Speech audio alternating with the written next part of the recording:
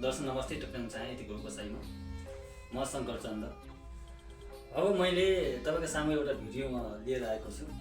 त्यो भिडियोलाई चाहिँ तपाईँले के कस्तो लाग्छ, मेरो कामप्रति, मेरो बोल्ने शब्दप्रति हैन, मेरो व्यवहारहरू तपाईँलाई देखिरहनु भएको छ। र म के भन्न चाहन्छु भने तपाईँलाई के जानकारी दिन्छु भने अब म केही सामाजिक सञ्जालमा निरन्तर रूपमा चाहिँ लागि पर्नेछु र केही छुपिएका केही गलत भएका कुरालाई चाहिँ हामीले आवाज उठाउने क्रम गर्नेछु। मैले एउटा सुन्दर नेपाल युट्युब च्यानल ओपन गरेको छु हैन। अब केही महिनापछि म पनि नेपाल गएर दर्ता गर्नेछु र मेरो कामलाई चाहिँ म सहीलाई सही र गलतलाई गलत भन्ने सोचलाई लिएर यो काम म गर्नेछु।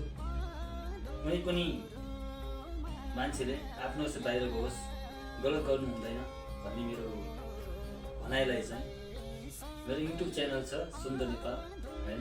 अब सामाजिक सञ्जालमा फेसबुकमा चाहिँ मेरो नाम शङ्कर चन्द ठकुरी छ। त्यसमा पनि अब केही कुराहरू राख्नेछु र यो भिडियो मैले यति जानकारी गराउनको लागि तपाईँको सामने मैले प्रस्तुत गरेँ हैन। अब के कस्तो लाग्छ तपाईँले सल्लाह सुझाव दिनु होला। राम्रो छ, ठिक छ भन्नुहुन्छ भने केही छैन कमेन्ट गर्नु होला।